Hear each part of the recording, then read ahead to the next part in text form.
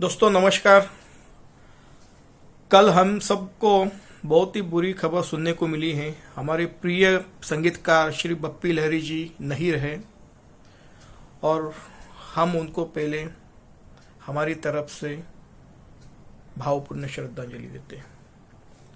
बप्पी लहरी जी बहुत ही महान बहुत ही उम्दे संगीतकार गीतकार थे। बहुत ही फिल्मों में उन्होंने बहुत ही अच्छा काम किया था। कल जो समाचार मिला दोस्तों, बप्पी लहरी जी की डेथ हुई। एक्चुअली उनकी डेथ परसों रात को हुई थी, बहुत लोगों को पता नहीं था। परसों रात को यानी मंगलवार रात को देर रात उनकी मौत हो गई। एक्चुअली देखा जाए तो बप्पी लहरी जी एक बहुत ही हेल्दी इंसान थे। उनको कभी किसी बीमारी से नहीं जकड़ा गया था, अभी तक किसी बीमारी ने उनको कुछ जकड़ा नहीं था। लेकिन पिछले 2 साल में थोड़ा सा तबीयत में कुछ तो प्रॉब्लम हुआ उनको।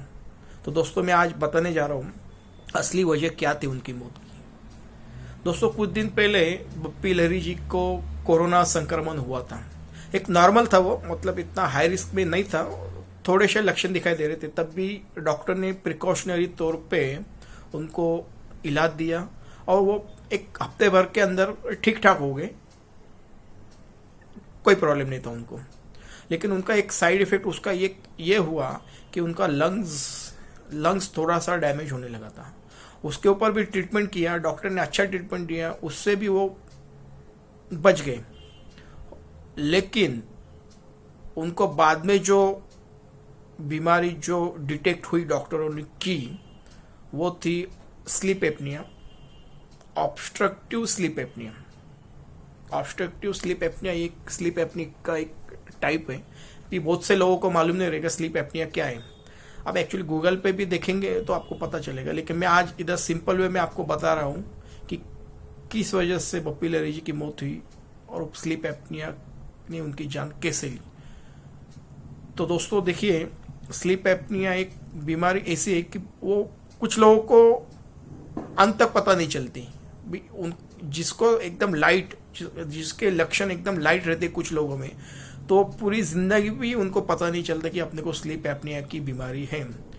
लेकिन जिनको सेवेरिटी बढ़ जाती है, उनको लक्षण अगर दिखने लगते हैं तो तुरंत उनको इलाज करना चाहिए। ये सेवेरिटी केस बप्पी लहरी जी के जीवन में आई थी। उनका केस सेवियर बनता गया और डॉक्टर उनको लास्ट में नहीं बचा पाए दोस्तों। तो ये स्लीप एपनिया मैं आपको बता रहा हूँ, आप ये स्क्रीन पे भी देख सकते हैं। अपना थ्रोट और नाक, इधर ये जो जंक्शन रहता है दोस्तों इधर, तो ये पैसेज वे रहता है एयर का। अपने जो ऑक्सीजन हम इनटेक करते हैं, अंदर लेते हैं सांस और छोड़ते हैं, तो वो एक इनटेक रहता है। वो उधर का पूरा ब्लॉकेजेस हो जाता है किसी किसी लोगों में। वो अक्सर ये रात में ज़्यादा इसका परिणाम दिखने को मिलता है। जब हम हॉरिजॉन्टली सोते तो रात में सोते वक्त नींद में लोगों को एक ऐसा फील होता है, जिसको स्लीप एपनिया की बीमारी, उसको ऐसा थोड़ा सा ऐसा फील होता है कि उसकी सांस रुक गई है। कुछ सेकंड के लिए जो सांस लेता है वो पॉसिबल नहीं रहता उसके लिए सांस लेने की। वो 5 से 10 सेकंड या 30 सेकंड का भी वो टाइम रह सकता है।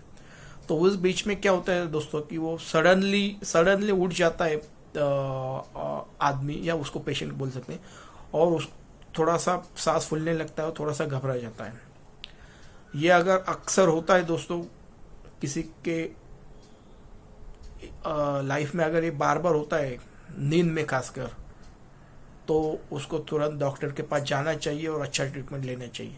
ये बीमारी दोस्तों बप्पी लहरी जी को हुई थी स्टार्टिंग से लेके, और ये अभी जो 2-3 महीने उसके लिए बहुत ही क्रिटिकल गए थे उनके लिए। और वो लगभग 28 से 30 दिन हॉस्पिटल भी जाके आए थे, एडमिट होके आए थे। लेकिन पिछले जो 15-20 दिन थे वो एक्चुअली आईसीयू वार्ड में थे। ये बहुत लोगों को पता नहीं रहेगा दोस्तों, क्योंकि न्यूज़ चैनल वालों ने भी कुछ ज़्यादा दिखाया नहीं था उनके बारे में। जो पिछले 15-20 दिन से वो आईसीयू में थे, और अभी जस्ट 2 या 3 दिन पहले ही वो डिस्चार्ज होकर निकले थे। जुहू का जो क्रिटिकल केयर हॉस्पिटल है, उधर से वो डिस्चार्ज होकर निकले थे 3-4 दिन पहले। वो 3-4 दिन तो अच्छे थे, लेकिन सडनली मंगलवार देर रात को, 15 तारीख देर रात को उनको ज़्यादा तकलीफ होने लगी और वो सांस नहीं ले पाए, सांस में दिक्कत आई और उसका क्लियर कट रिजल्ट हुआ उनकी डेथ में। तो दोस्तों एक प्रिकॉशन आप भी रखिए। स्लीप एपनिया का सबसे बड़ा रीज़न है ओवर वेट होना, ज़्यादा वेट होना, ज़्यादा जंक फूड खाना, हेल्दी लाइफस्टाइल नहीं रखना। ये बहुत सारे रीज़न है स्लीप एपनिया बीमारी के लिए। तो मैं आपको एक सलाह दूंगा दोस्तों कि आपकी हेल्दी लाइफस्टाइल रखिए, आपका बॉडी मास इंडेक्स सही रखिए। बॉडी मास इंडेक्स जो वेट से रिलेटेड है, आपका हाइट अगर 5 फीट 8 इंच 5 फीट 10 इंच है तो आपका वेट 65 से 70 kg के आसपास रखिए दोस्तों, उससे ज़्यादा मत रखिए। और बप्पी लहरीजी का तो आप सब जानते थे, वो ओवर वेट थे तो उनको एक इफेक्ट बहुत जल्दी हुआ और उनका केस सेवियर हुआ। तो देखिए दोस्तों ये स्लाइड में भी आप देख सकते हैं कुछ स्लीप एपनिया क्या होता है, क्या उसका एक डिटेल देखिए। ये आप गूगल में भी जाके उसका डिटेल देख सकते हैं दोस्तों, डिस्क्रिप्शन भी पढ़ सकते हैं उसका।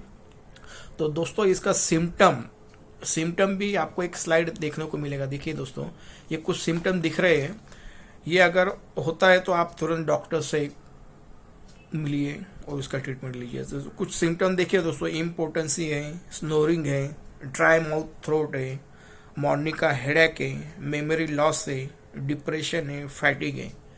तो ये कुछ सिम्टम है दोस्तों। रात में जिसकी नींद होती नहीं स्लीप एपनिया की वजह से, तो दूसरे दिन दोस्तों नींद न होने की वजह से डिप्रेशन में जाता है आदमी। नींद होती नहीं तो पूरा दिन स्लीपी डे जाता है, और जिसकी नींद होती नहीं तो थोड़ा सा डिप्रेस भी महसूस करता है दोस्तों। तो दोस्तों मैं यही कहना चाहता हूँ, आपका हेल्दी लाइफस्टाइल रखिए, अच्छा भोजन रखिए, अच्छा पोषण रखिए। और अगर ऐसा आपको महसूस होता है आपको रात में, तो मेरी सलाह तुरंत डॉक्टर को मिलिए। स्लीप एपनिया ट्रीटेबल है, ऐसा कुछ प्रॉब्लम नहीं है। अगर सेवियर नहीं होता तो इनिशियल स्टेज में ये ट्रीट हो सकता है, बहुत सारे डॉक्टर है उसके लिए। तो आप तुरंत जाइए और आप अपना भी इलाज कीजिए जिसको ये बीमारी है। बस यही कहना चाहता हूँ।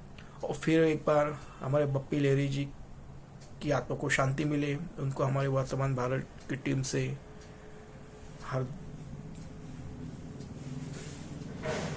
दोस्तों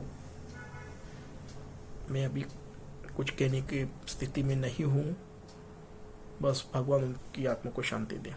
बस ओम शांति।